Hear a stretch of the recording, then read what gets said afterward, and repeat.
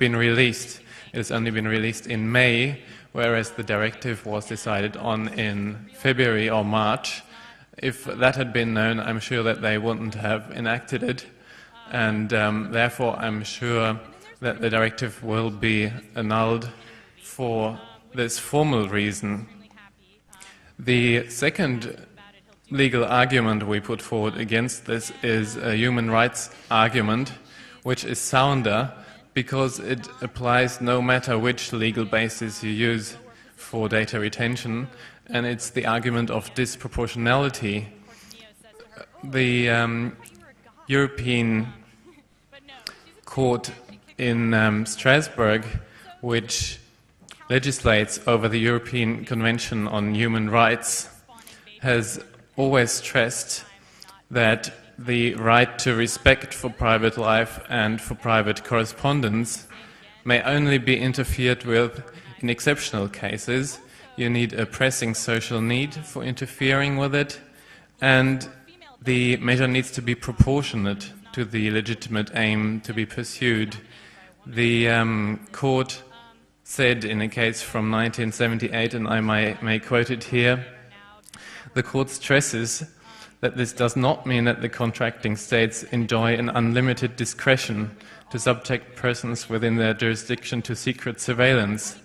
The court, being aware of the danger such a law poses of undermining or even destroying democracy on the ground of defending it, affirms that the contracting states may not, in the name of the struggle against espionage and terrorism, adopt whatever measures they deem appropriate. So the court has made it rather clear that there are limits to what we need to accept, to the interferences we need to accept in our rights, and I believe that when the interference becomes the rule and the norm rather than the exception, that this red line would have been crossed and that the courts would hold that to be disproportionate, because on the one hand side we have this retention of private data on our lives for everybody, for all citizens, for the entire country, for the entire communications of 365 million Europeans. And on the other hand, you have very little to get out of it. You might be able to solve some crimes, but it will probably be lesser crimes, less serious crime, and you won't be able to prevent crimes, and certainly not terrorism, because there are technical ways of circumventing this data retention. So that's the argument of disproportionality.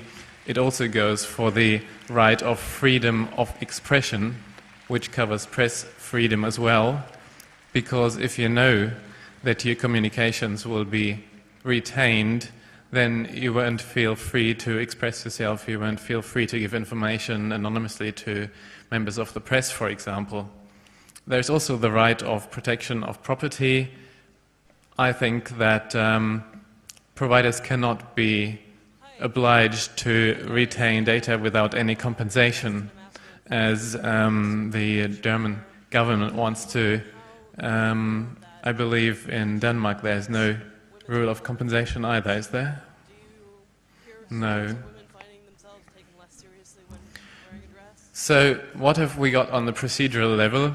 There's an action for annulment that has been brought by the Irish government in July of this year, I believe.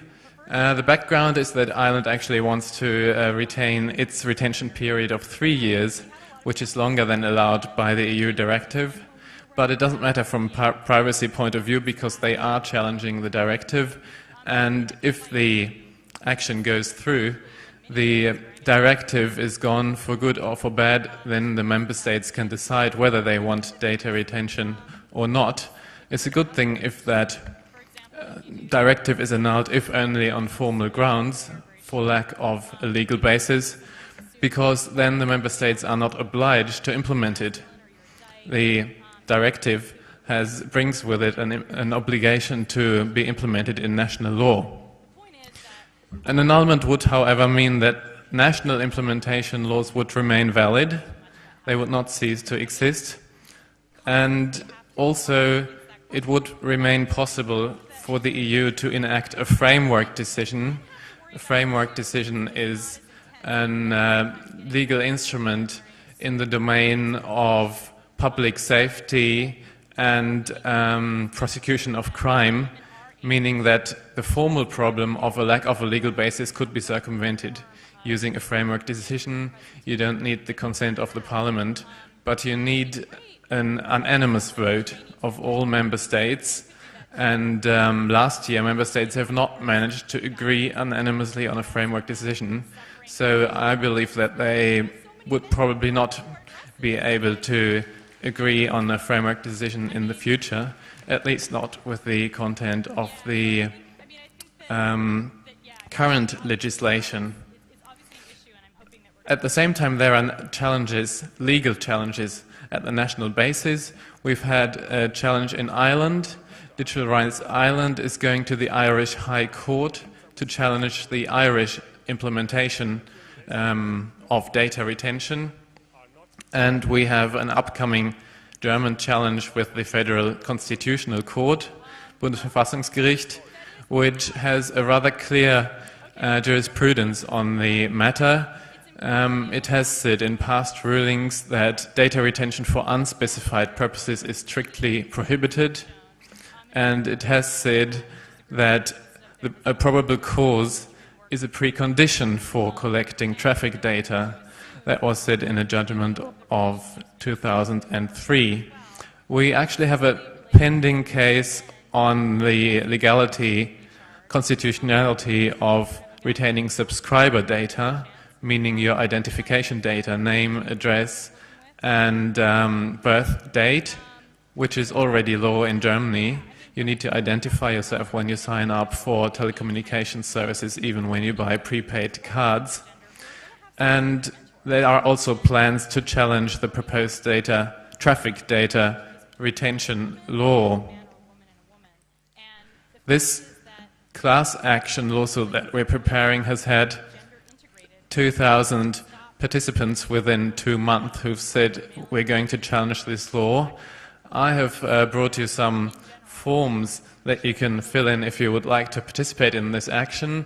And on each chair opposite the entries there should be some forms. Some of you may be sitting on them. If you could just put them out, and it's for free. You can participate in this action. You can tell our lawyer that I support this action, and you can thank you. You can challenge the law in my name if it goes through. We will apply to the Federal Constitutional Court to have the law suspended preliminary to stop it from entering into force, and then we will ask the court to submit the case to the European Court of Justice to decide whether the directive on data retention is legal. Politically, if you would like to to oppose this proposed data retention, I suggest you could write letters to parliamentarians. That goes in all countries, but in Germany we've set up a website that you can use where your protest letter is sent to all members of the ruling parties. We have also had a media campaign asking media to report on data retention because many people don't know what it's about. We've had bloggers who kept reporting about the latest developments, and we've taken it to the streets by demonstrating in Berlin and Bielefeld against data retention and surveillance more generally. I think this photo goes to show that it can be very fun to join the resistance movement. If you want to protect yourself, use anonymous, unidentified or anonymizing services. For example, use prepaid mobile phone cards that are not registered in your name. Use Tor or JAP to anonymize your web traffic. Request data deletion. In Germany you have the right to ask for billing data to be deleted monthly, and ISPs are not allowed to retain data at all, as Ralph said. Make sure that they don't. If you're a developer or a coder, I would like to see a tool for anonymous remailers that is easy to use, sits in the tray, and that, sends your emails via anonymous remailers. We'll need that from a few years on when retention of email data becomes reality. If you would like to help us resist this law, spread the word, write letters to parliamentarians, request media reports, ask your favorite TV stations to report on this law, and support the class action. We've handed out the forms, and maybe join our group Arbeitskreis Vorratsdatenspeicherung, which Ralf and I, among others, are members of. We have a meeting tomorrow at 3 p.m. in Saal 4 to discuss what we're going to do next year to discuss measures against data retention, or visit our website. It's hard to say. I don't know of any laws that force companies to employ 50%. It's actually great to be back here again, because at last year's Congress, exactly a year ago, we had the first physical meeting, face-to-face meeting of like the founding group, so to speak, of what later became the working group on data retention, Arbeitskreis Vorratsdatenspeicherung. And we were just like 20 people here scattered all over the Congress, meeting for 1 hour and exchanging emails. And now we have, I don't know, a couple of hundred people in our email list. We've had 2 demonstrations. We have 2,000 people who sent a letter to our lawyer to challenge this law if it becomes implemented. We have 8,000 people who at least registered for this class action online already.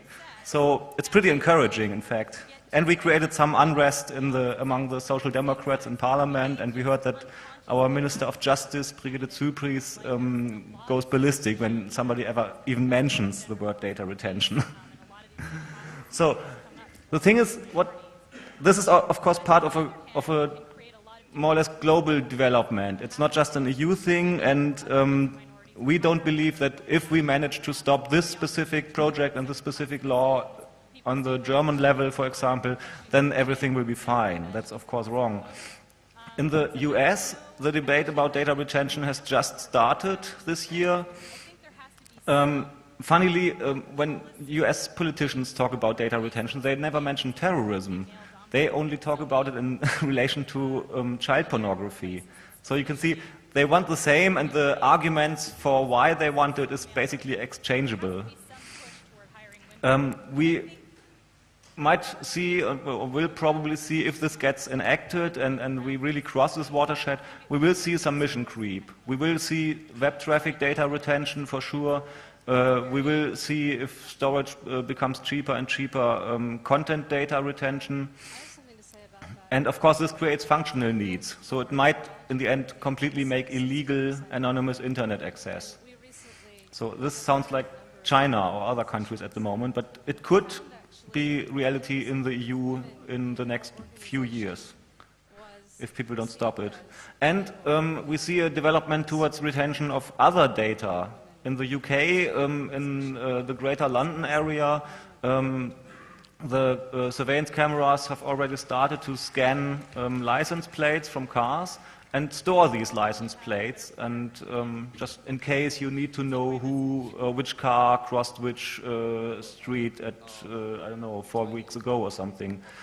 They also, just recently I read, they have a system in place in the London Underground, in the public transport, for people who have a subscriber card, which is machine readable, RFID chip.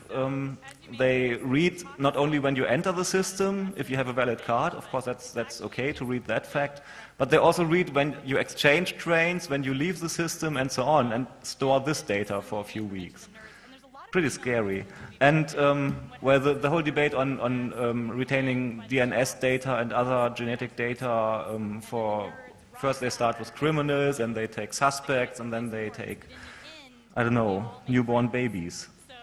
And of course, they are taking fingerprints of everybody now. If you want to apply for a new passport next year, you get fingerprinted, and the fingerprints are stored somewhere.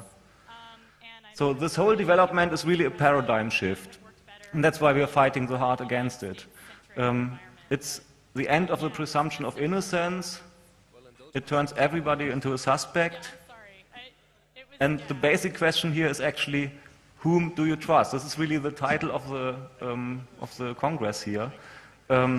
Should you trust your government to handle this data in a nice way, or is it about the government distrusting people? Okay, I think with this we are through, and we are open for any questions.